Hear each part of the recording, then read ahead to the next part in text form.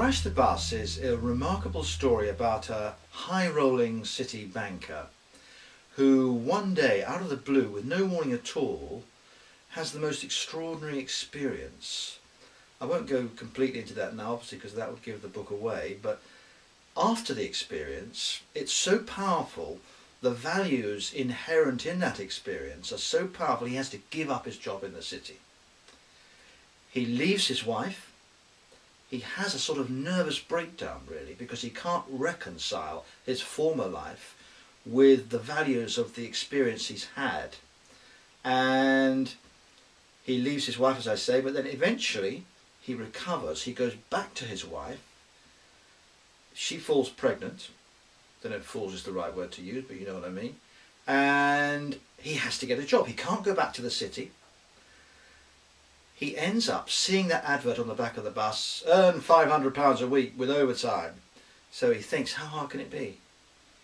And he learns to drive a double-decker bus back through the same terrain of the square mile, picking up his old boss, his old colleagues from time to time in the city.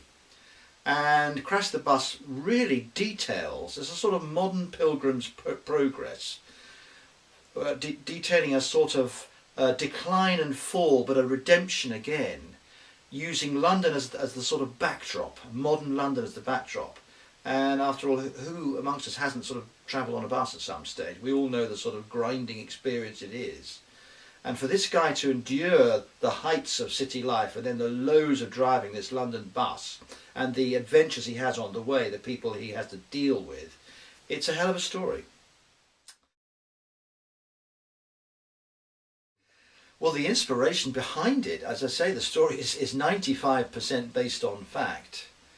And I joke at the front of the book that the other 5% is more reliable, but it's 95% a true story told to me by a very good friend of mine. At the time he told it to me, he was my web designer, but as I say, we went on to become very close friends. And it was an experience he'd actually had. And he didn't think much of it at the time. And he said, oh, well, you know, I just did this and I was earning shed loads in the city and then I had to give it all up. I said, well, why? He told me this experience. And I said, well, what did you do after that? He said, well, I drove a London bus. I said, what? I said, what was that like? He said, well, it was pretty terrible, actually. I had some pretty awful experiences on it, including some of the wonderful tales that we tell on Crash the Bus. So it is, as they say, based on true events, and any similarity to persons living or dead is not coincidental at all.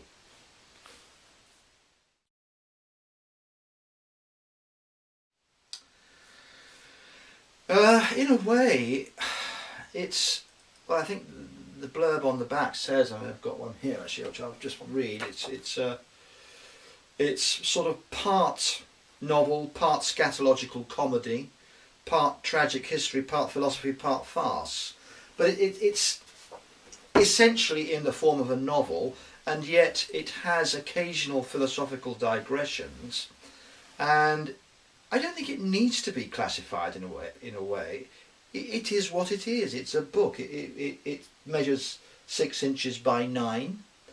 It will hold the reader's attention. It's funny, it's sad. I hope it's intelligent and elegantly written. It contains aspects of all those things, tragedy, comedy, as I said, because I suppose that's the sort of person I am. It's certainly the nature of the story of Crash the Bus, which is tragicomical, and contains all the elements that make up a human being. And so in a way it's not classifiable. Yes, it's a novel, but it's also a philosophical boxing match. It's a bus journey itself through the cityscape of modern urban experience. It's all these things, and I hope it will appeal to the sensibility of the reader, which themselves is going to be sort of multifaceted.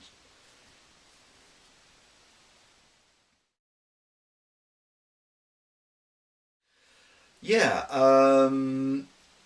the story has a kind of parallel narrative. I don't want to get too poncy about that. What I mean is that the story is told in the present tense because actually there was a stage at which my friend, the bus driver, was driving his double-decker bus away from a bomb scare in London, and so that's told in the first-person present narrative, and then it cuts away to the background, to how he got the job, his fall from grace into the city, and his learning to drive the bus. And so there's this constant, I hope, very interesting, electrifying polarity between the present tense of driving the bus away from the bomb scare and the background story to it. So there's a sort of past, present, and towards the end of the book the two weave into one in a way which I hope is very fruitful.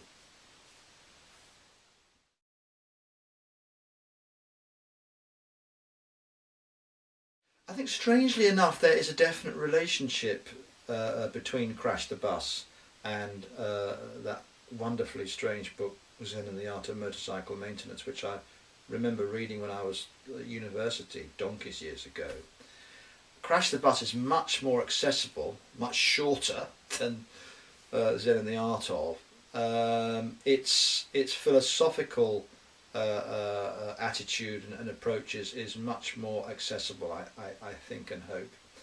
But in the sense that it sometimes veers off into a consideration of what's going on in the book, it could be said to bear some relationship with Zen and the Art of, and certainly I think it's an interesting mode to adopt. I certainly found it very fulfilling to be able to veer, as it were, the bus between exciting narrative of the story, and suddenly think, hold on a minute, let's get off the bus here and just think about what we just said or experienced there a bit.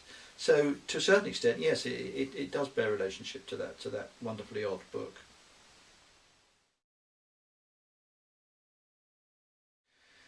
A particular audience, I think pardon me, the book's as strange as I am in a way, I think. I don't want to make myself sound like a weirdo or anything, but I think looking over the pattern of my own life, as I now am at 57, coming to be an old boy on the foothills of senility and old age, that I'm a strange mixture of the flippant and the grave, the comedic and the tragic, and I'm always trying to sort of fuse those together into some sort of arrangement whereby they can be bedfellows in the same personality, if that makes any sense at all.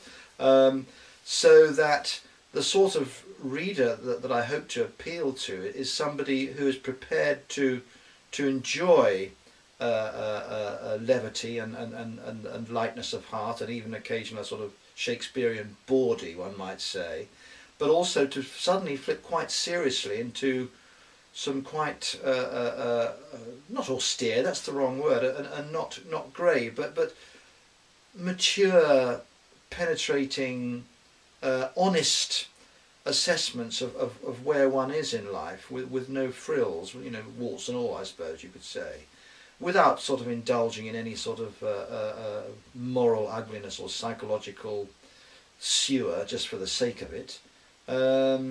So obviously an intelligent reader, a full-hearted reader, a comedic reader, a reader with the same sort of sensibility as me, really, because I don't regard my sensibility as extraordinary in any degree. I'm just a human being like any other human being. I have a superficial side, I have a profound side, but I indulge both of them to the hilt in Crash the Bus. But the superficial sides of levity and comedy are elegantly written. I will say that much for them, and it's not just a sort of carry-on bawdy. It's a clever Shakespearean bawdy. I hope, at least that's the plan.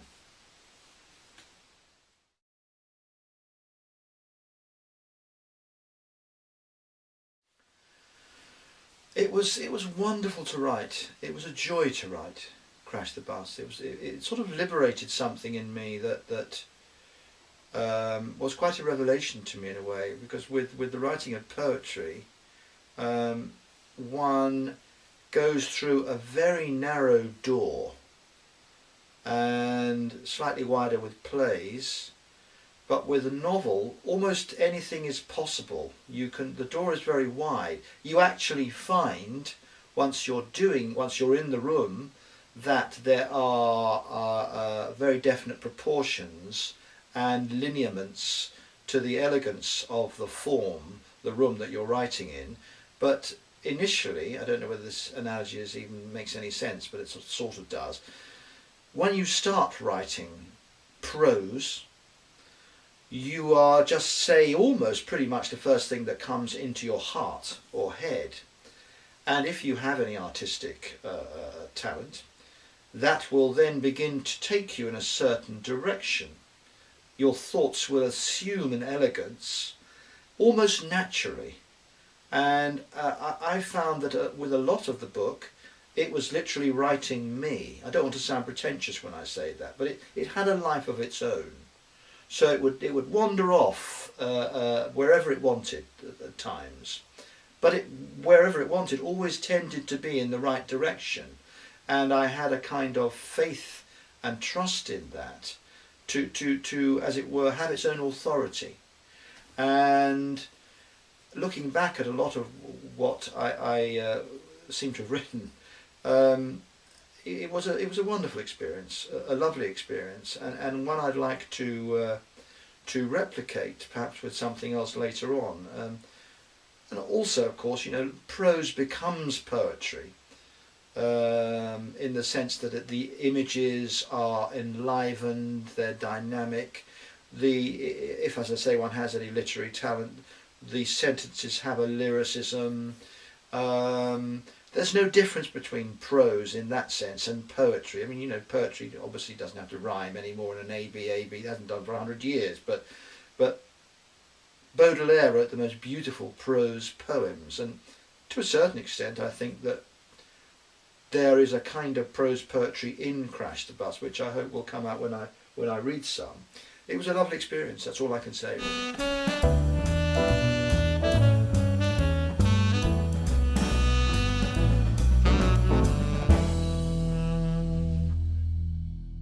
I'd be delighted to read you 3 extracts which I've chosen, and they're kind of representative of the different stages that the main protagonist goes through, and they're not particularly long pieces, but I'd love to read them to you. And the first one is towards the beginning of the book, where our hero, whose name is Matt Grant, is reflecting on his time in the bank with a friend of his at the time of dubious repute called Ronnie. This happens to be chapter 10. Chapter 10, it's called Geld macht frei, or Money Sets You Free. What is it about offices? Can the mere influence of a physical environment induce nausea over time? If one's mind drinks in too much steel and glass, does it make one cold and clinical inside? I particularly came to hate the toweringly expensive houseplants and even more massively expensive, trashy, abstract, so-called modern art. What exactly is modern about it, by the way, with which the bank affected to mask its clinically minimalist entrance hall? Not that such trivial irritations contributed one whit to my leaving the bank, nor did I suffer any guilt about the money I made. Far from it. I could stand the cash, or so I thought.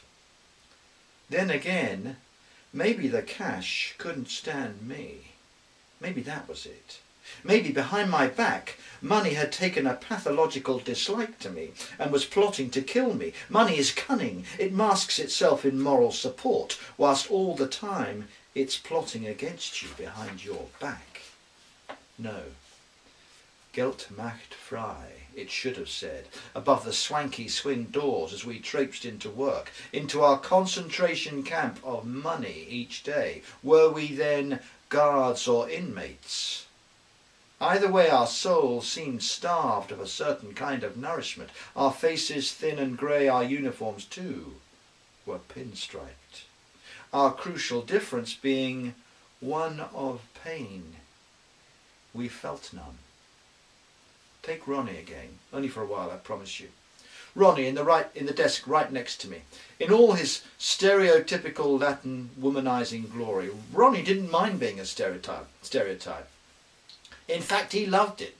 He was so good at it after all, and for better or worse, we all love the things we're good at, whether it's shorting stock, meditating, masturbating, holding dinner parties, torturing prison inmates. In fact, Ronnie was so stereotypical, he had taken stereotypicality to new levels of excellence, whereby he was no longer stereotypical at all. Rubber Ronnie! Never at a loss for a prophylactic when the moment came, and he made sure it did at least twice a week, he claimed, and never with the same girl twice. Look at her, what a babe, and that one begging for it, Ronnie would assure me, gazing out through the cafe's picture windows at the human cinema of unsuspecting women unreeling before his eyes over coffee. You don't know what you're missing, mate. Don't I, Ronnie? Forget monogamy. Muslims have got it right. Men are naturally polygamous. There's an army of them out there. Women, I mean, not Muslims. That doesn't mean to say you have to surrender to them, Ronnie, I would remonstrate. Incidentally, I can recommend remonstrating. It's an alternative to masturbating, subtler and more psychologically rewarding, though sadly equally addictive. No, seriously, bottom line, women want sex as much, if not more, than men. They love it. Ronnie thus communicated the ancient fact of woman's delight in her own sexuality as a modern road to Damascus epiphany. But then, as William Blake the poet knew, though we as individuals may pass through them temporarily, states of mind themselves are timeless. In this regard, Ronnie's magically dated back to post-war decades, when the revelation of woman's capacity for sexual pleasure still possessed the power of taboo. That's where I come in. I answer woman's prayers. We know, Ronnie, you're a god. You know that lovely girl, Lola, the one in Futures, the one that said she wasn't interested? Yes, Ronnie, I know Lola in Futures. Job done. Tits like watermelons. Has she indeed? Actually, I knew this to be true, because one hot night after work last summer, during one of those rare magical weeks when a Mediterranean wind blows up from the south and suddenly London can be mistaken for Palermo or Madrid, Lola had had drunken occasion to set her watermelon stall out privately before me after closing time, and I had equally drunkenly refreshed myself thereat. Do I then snigger like a schoolboy, resort to sexist objectifications of Lola, descend to making vulgar fun of the traditional seaside picture postcard target of Lola's wonderful big tits?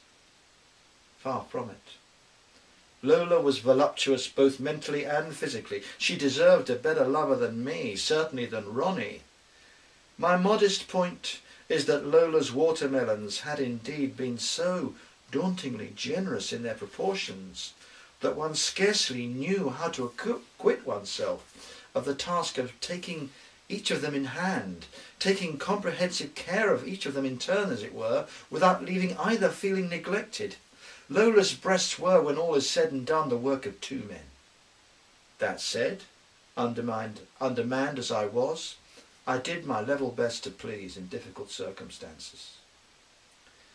The human heart being a pendulum, pleasure swings swiftly back towards guilt, at least in my grandfather clock.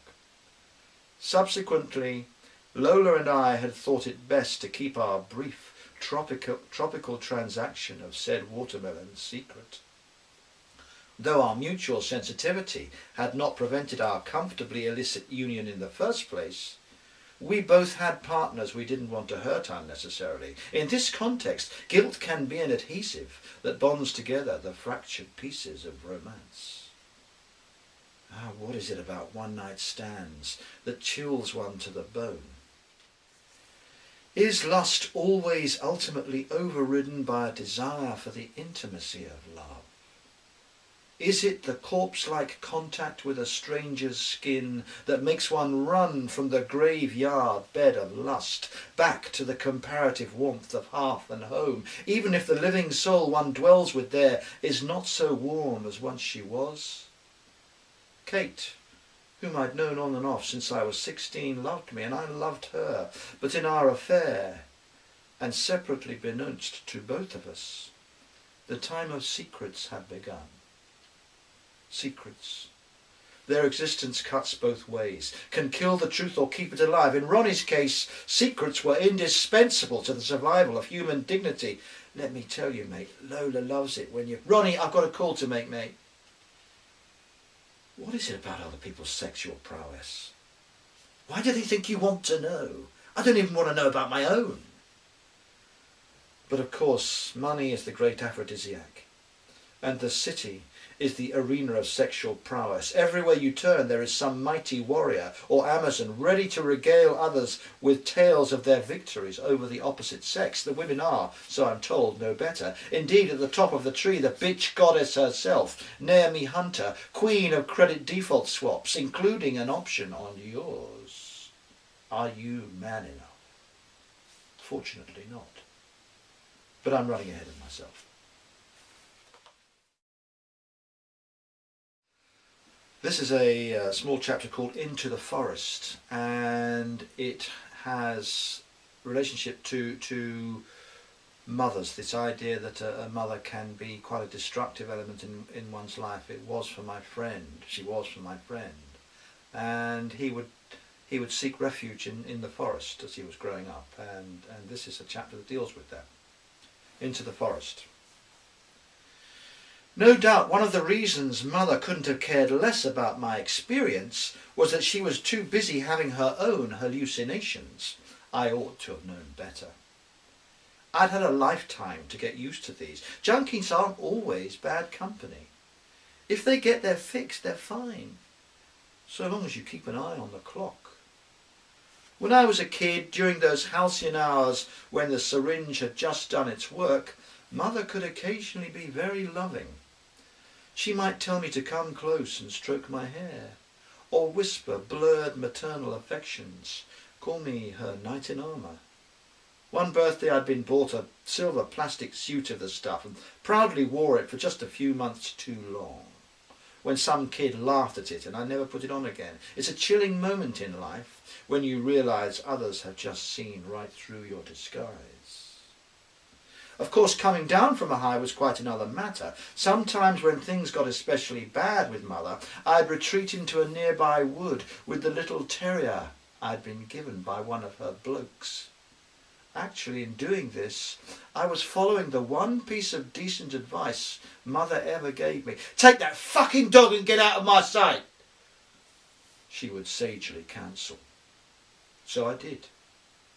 No doubt the dog reminded her of Johnny, her useless bloke at the time. Johnny was a traveller, not that he ever seemed to travel very far, Bala marking the outer limit of his bucolic vagabondage, as I recall. But Johnny I liked.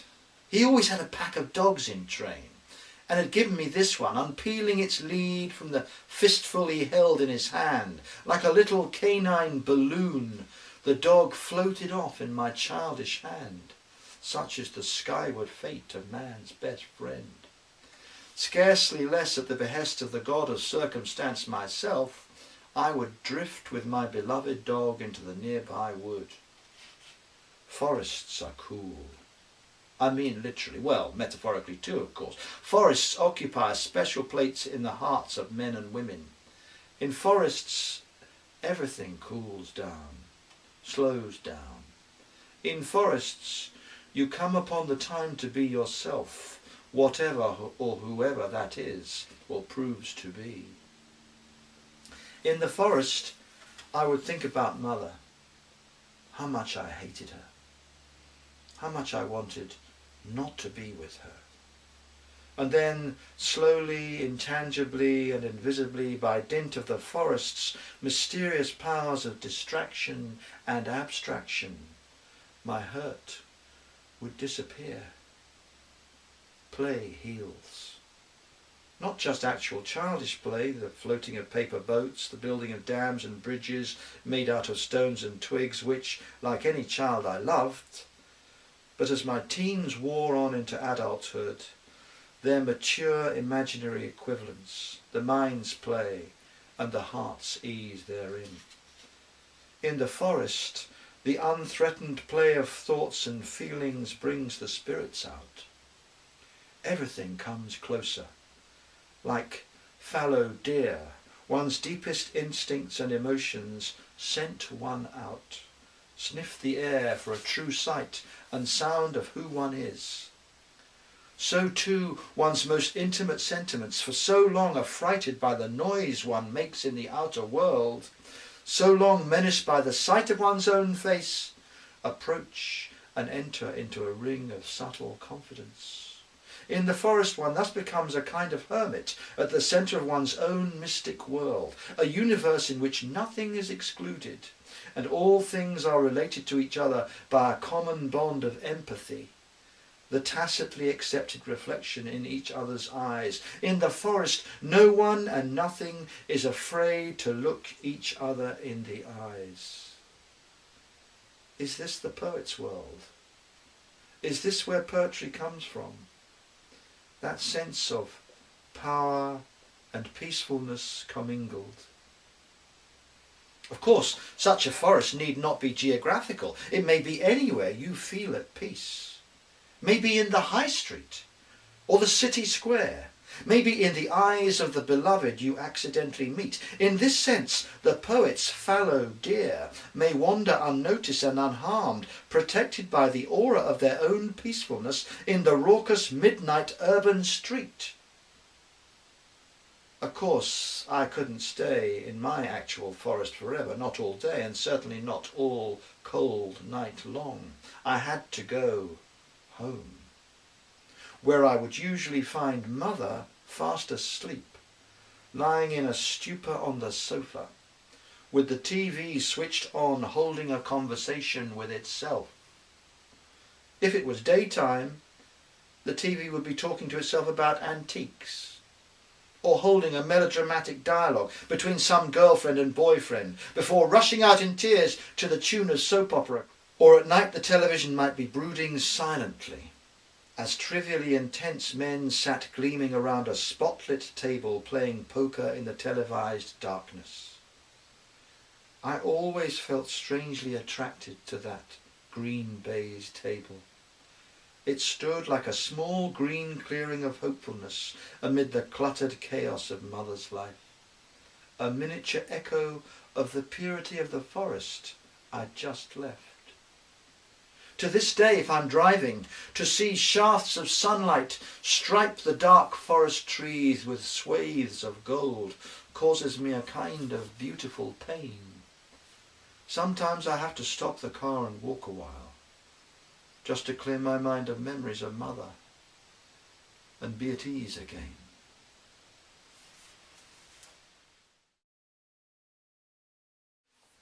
The last bit I'd like to read for you is towards the end of the book, when Matt, our central character, our protagonist, comes back to his wife, and it deals with his decision to do that, and her reception of him, and all that sort of thing. So it's called Flocks of Wild Parrots in London. And so I moved from grief to its calm opposite, contentment, and from east to west across London. I settled in a B&B in Richmond, near the Great Park, for a few weeks. There are flocks of wild parrots in this wealthy suburban reach of London, this green neck of its asphalt woods. Suddenly emerging from the unseen into the seen, they fleck the dawn and dusk with minor meteoric streaks of green, hundreds of them, Jackson Pollocking our grey capital in the colours of their paradise, reinterpreting it in the name of a spirit perhaps never before seen, purposeless, unconfined delight. The parrots we hear escape from pet cages over the decades, gradually establishing themselves in the climate, laying claim to an exotic, indeed quixotic existence in a cageless capital of suburban sky, wherein they now thrive and whence they threaten to invade London's concrete heart. I used to go to a particular spot and just watch them fly around my head, like St. Francis without the holiness. I liked the parrots' utter impossibility, the fact of their profoundly happy inappropriateness. They were both in and out of place, and thus, birds of a feather, they flew, the tutelary spirits of my new state of mind. To this day I cannot bear to see any bird caged. The hands, old or young, that set them there, and the voices that coo, though their love be couched in sentimental terms, never can be kind. When I rang Kate for the first time after a few months, of course I was prepared for her anger. Ironically, her equanimity disarmed me, and my eyes welled up with tears. "So you didn't die then?" she inquired, softly and satirically. I wanted to, but couldn't laugh. What is guilt at its best? A powerful force for atonement, a positive desire for expiation, the removal of an obstacle that lies in the way of shared happiness. Having rolled away the stone and risen Lazarus-like from my tomb in Beckenham, there was now another standing stone to move between Kate and me. But in fact it was already too late. Someone else had moved it, and in so doing, moved in with her. His name was Alan. Old-fashioned somehow. Actually, he was 15 years older than Kate. But a decade or so is not long in the life of a son, and he was the source of the occasional sunlight I had seen her standing in from time to time during the long months of my descent into the gloomy shades following the event in Auckland Avenue. "Do you love him?" I asked, reading woodenly from the rejected lover's script. "Of course not. But he's kind," she replied, turning the page over. "He's away on business in Paris at the moment," she added, as if the fact was somehow connected to his kindness. "He wouldn't mind us meeting." "Why not?" I retorted with childish, chauvinistic irony. "Because he's sure of my feelings. Lucky man." "So what's the point in my coming over?" "Don't know. You could cook me something if you want. Come and burn something in my best saucepan." "Sounds like a euphemism," I replied, immediately wishing I hadn't. Kate was generous enough to utter a modest, momentary laugh. I can't deny it was almost a relief to find that Kate had secretly moved to love's inherently Mediterranean climate in the months that I had gradually abandoned her. You can gradually abandon someone. It's not a contradiction in terms. The withdrawal of love in this way is like a British summer's day, when, slowly but surely, the sun clouds over and the promising day ends in gloom. In this context, why would Kate not have looked to make a move to the sun when I was nowhere to be seen, was determined to be lost, had been lost in northern shadow? No, I would go round and overcook her beans and sausages any time she wanted. Indeed, her comparative equanimity in the face of such a simple menu was more than I had a right to expect, and eased my sense of guilt at wishing to reclaim my life. Yes, Jonah, having escaped from the belly of the whale that was Beckenham, for so long lost at sea on an ocean of existential amnesia, was now returning to reclaim his kingdom, his right to live a life with feelings I could recognise, not as personal possessions, not as mine in any lasting, permanent sense. I now knew there was no such thing as forever, especially where anything as transient as feelings are concerned, but rather as experiences that were there to be enjoyed however fleeting. Enjoy the baked beans while ye may, for tomorrow We must wash up burned saucepans. I told Kate about my love of Beckenham. She inquired with her customary detachment and objectivity and perhaps a hint of acid. What did you expect? It's a suburban shithole. What indeed? Certainly not what I got. And I tried to tell Kate about that, about the species of living death I had endured. But Kate only fell quiet. What could she say? What a clever boy you are to die and come back to life all on your own. Do it again for Mummy. She asked me what had made me come back again. I said I'd had a dream. What, like Martin Luther King? She inquired. Yes, but without the charisma or the cultural implications, I replied. Kate doesn't necessarily believe our dreams mean anything. She prefers to think they're just twitches of our sleepless neurons. But if they are, why do the impulses take the unique shapes they do? Why do they seem to know just who we are better than we do? I told Kate that if the dream of the cliff and the kid with the bike had meant anything, it was that I had to accept that I was no longer a child, that everything that had gone before was over eternally, that there is only the quality, or lack of it, of the current moment, with each of us standing on the cliff edge of each moment, that to be human is to be only alive right now. Only. Why do I use that word? How long is now? Now is eternal because it's always here.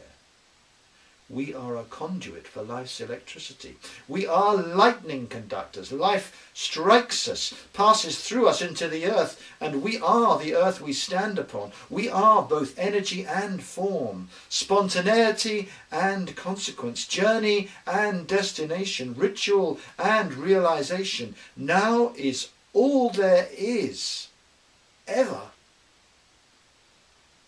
Even when we reflect on the past or envisage the future, we're still doing it now. In this sense, perhaps the past and future are ghosts or prophets of the present moment. They add their power to its drama. Indeed, if life is a drama, perhaps we have only to recognize and realize the dramatic power inherent in the momentary plot twists of our lives. That night, Kate was unfaithful to Alan. Ruthlessly, as she lay in my arms, I thought of him and shed no tears.